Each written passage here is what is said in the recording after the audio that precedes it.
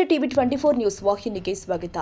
ದಾಂಡೇಲಿಯ ESI ಆಸ್ಪತ್ರೆ ಹೆಸರು ಮಾತ್ರ, ಕಾರ್ಮಿಕರ ಚಿಕಿತ್ಸೆಗೆ ಇಲ್ಲ ವೈದ್ಯರು. ಕೈಗಾರಿಕೋದ್ಯಮ ನಗರವಾದ ದಾಂಡೇಲಿ ಇಎಸ್ಐ ಆಸ್ಪತ್ರೆಯಲ್ಲಿ ಅಗತ್ಯ ವೈದ್ಯರ ಕೊರತೆಯಿಂದಾಗಿ ಕಾರ್ಮಿಕರಿಗೆ ಸಕಾಲಕ್ಕೆ ವೈದ್ಯಕೀಯ ಸೌಲಭ್ಯ ಹಾಗೂ ಚಿಕಿತ್ಸೆ ಸಿಗ್ತಾ ಇಲ್ಲ ಎನ್ನುವುದು ಕಾರ್ಮಿಕರ ದೂರಾಗಿದೆ. ನಗರದ ಹೃದಯ ಭಾಗದಲ್ಲಿ ಇರುವ ಇಎಸ್ಐ ಆಸ್ಪತ್ರೆಯಲ್ಲಿ ಒಬ್ಬರೇ ವೈದ್ಯರು ಆಸ್ಪತ್ರೆಯ ಎಲ್ಲ ವಿಭಾಗಗಳ ಜವಾಬ್ದಾರಿ ನೋಡಿಕೊಳ್ಳುವ ಅನಿವಾರ್ಯತೆ ಉಂಟಾಗಿದೆ. ಚಿಕಿತ್ಸೆಗೆ ಬರುವ ಕಾರ್ಮಿಕರಿಗೆ ಸಕಾಲಕ್ಕೆ ವೈದ್ಯಕೀಯ ಸೌಲಭ್ಯ ಸಿಗ್ತಾ ಇಲ್ಲ. ತಜ್ಞ ವೈದ್ಯರ ಕೊರತೆಯ ನಡುವೆ ತೆವಳುತ್ತಿರುವ ಆಸ್ಪತ್ರೆಗೆ ಸರ್ಕಾರದಿಂದ ತುರ್ತಾಗಿ ವೈದ್ಯರನ್ನ ನೇಮಿಸಬೇಕು ಹಾಗೂ ಕಾರ್ಮಿಕರ ಆರೋಗ್ಯ ರಕ್ಷಣೆಗೆ ಮುಂದಾಗಬೇಕು ಅಂತ ನಾಗರಿಕರ ಒತ್ತಾಯವಾಗಿದೆ. ನಗರದ 4,000ಕ್ಕೂ ಹೆಚ್ಚು ಕಾರ್ಮಿಕರನ್ನ ಹೊಂದಿರುವ ವೆಸ್ಟ್ ಕೋಸ್ಟ್ ಪೇಪರ್ ಮಿಲ್ ಹಾಗೂ ಅಸಂಘಟಿತ ವಲಯದ ಕಾರ್ಮಿಕರು ಹಾಗೂ ರೆಸಾರ್ಟ್ಗಳು ದುಡಿಯುವ ದಿನಗೂಲಿ ಕಾರ್ಮಿಕರು ಇದರ ವ್ಯಾಪ್ತಿಯಲ್ಲಿ ಬರ್ತಾರೆ. ಇಎಸ್ಐ ಆಸ್ಪತ್ರೆ 4 ವರ್ಷಗಳಿಂದ ವೈದ್ಯರ ನೇಮಕವಾಗಿಲ್ಲ. ಹಲವಾರು ಕೊರತೆಗಳನ್ನ ಆಸ್ಪತ್ರೆ ಎದುರಿಸ್ತಾ ಇದೆ. ಕಾರ್ಮಿಕರಿಗೆ ಗಂಭೀರ ಕಾಯಿಲೆಗಳಿಗೆ ತುತ್ತಾದರೆ ಖಾಸಗಿ ಆಸ್ಪತ್ರೆ ಅವಲಂಬಿಸುವುದು ಅನಿವಾರ್ಯ ಅಷ್ಟೇ ಅಲ್ಲ, ಹೆಚ್ಚಿನ ಚಿಕಿತ್ಸೆಗಾಗಿ ಹುಬ್ಬಳ್ಳಿ, ಧಾರವಾಡಕ್ಕೆ ಹೋಗಬೇಕು. ಸರ್ಕಾರ ಕಾರ್ಮಿಕ ಕಲ್ಯಾಣಕ್ಕಾಗಿ ಆಸ್ಪತ್ರೆ ನಿರ್ಮಿಸಿದೆ, ಆದರೆ ಅದನ್ನ ನಿರ್ವಹಿಸಲು ವೈದ್ಯರೇ ಇಲ್ಲ ಎನ್ನುವುದು ವಿಪರ್ಯಾಸದ ಸಂಗತಿಯಾಗಿದೆ. ಅನಸ್ತೇಷಿಯಾ ತಜ್ಞ ವೈದ್ಯರು ಮಾತ್ರ ಆಸ್ಪತ್ರೆಯಲ್ಲಿ ಕಾರ್ಯನಿರ್ವಹಿಸ್ತಾ ಇದ್ದು, ಇನ್ನುಳಿದಂತೆ ಪೀಡಿಯಾಟ್ರಿಕ್ ಸರ್ಜನ್, ಆರ್ಥೋಪೆಡಿಕ್, ಒಬಿಜಿ ಈ ವಿಭಾಗಕ್ಕೆ ವೈದ್ಯರ ನೇಮಕವಾಗಬೇಕು. ಆಸ್ಪತ್ರೆಯಲ್ಲಿ 16 ಸ್ಟಾಫ್ ನರ್ಸ್ ಇರಬೇಕಾಗಿದ್ದು, ಅದರಲ್ಲಿ 8 ಜನ ಖಾಯಂ ನರ್ಸ್ಗಳು ಇದ್ದು, ಇನ್ನುಳಿದಂತೆ 5 ಜನ ನರ್ಸ್ ಗುತ್ತಿಗೆ ಆಧಾರದಲ್ಲಿ ಕೆಲಸ ಮಾಡ್ತಿದ್ದಾರೆ. ಪ್ರಯೋಗಾಲಯಕ್ಕೆ ಒಬ್ಬರು ಗುತ್ತಿಗೆ ಆಧಾರದಲ್ಲಿ ಇದ್ದು, ಇನ್ನೊಬ್ಬರ ನೇಮಕವಾಗಬೇಕು. ಔಷಧಿ ವಿತರಣೆ ಲ್ಯಾಬ್ ವಿಭಾಗಕ್ಕೆ 2 ಹುದ್ದೆಗೆ ಸಿಬ್ಬಂದಿ ಅವಶ್ಯಕತೆ ಇದೆ.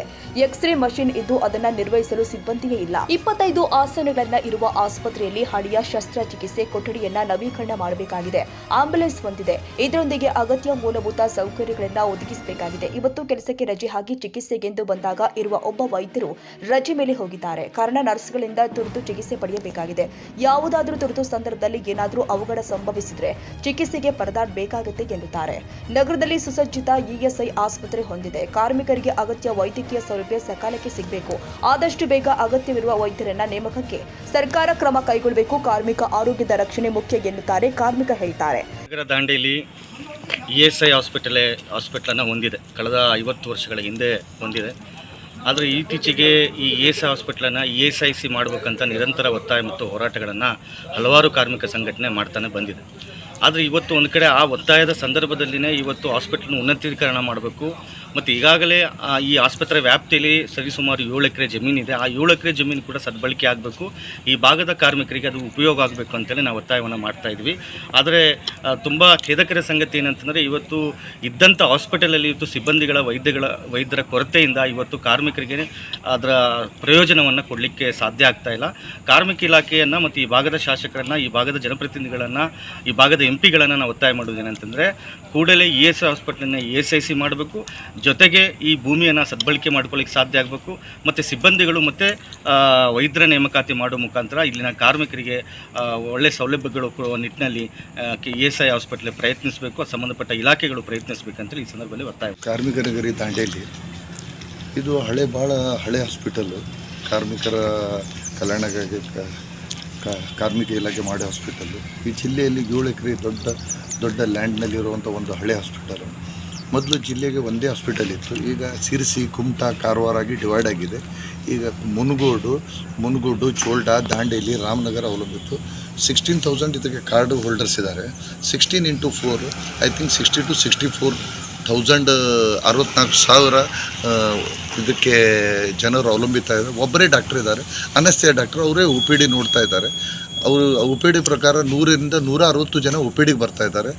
ಸರ್ಕಾರ ಹಾಗೂ ಕಾರ್ಮಿಕ ಇಲಾಖೆ ಮುತುವರ್ಜಿ ಇಮಿಡಿಯೇಟಾಗಿ ಡಾಕ್ಟ್ರನ್ನು ನೇಮಿಸಬೇಕಂದ್ರೆ ಇಲೆಕ್ಟ್ರಾನಿಕ್ ಮುಖಾಂತರ ನಾನು ಕೇಳ್ಕೊಳ್ತಾ ಇದ್ದೇನೆ. ಮತ್ತು ಅನೇಕ ಹೋರಾಟವನ್ನು ESIಯಿಂದ ESI ಆಗಬೇಕಂತ ನಾನು ತಮ್ಮಂದ ಕೇಳ್ಕೊತಾ ಇದ್ದೇನೆ.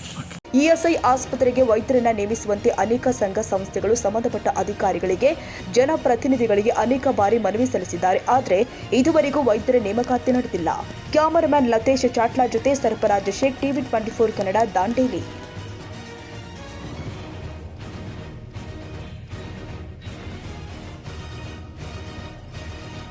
ಕನ್ನಡಿಗರ ಮೆಚ್ಚಿನ ನಿಮ್ಮ ಟಿವಿ 24 ಕನ್ನಡ ನ್ಯೂಸ್ ವಾಹಿನಿ ಇದೀಗ ಟಿವಿಯಲ್ಲಿ ಲಭ್ಯ.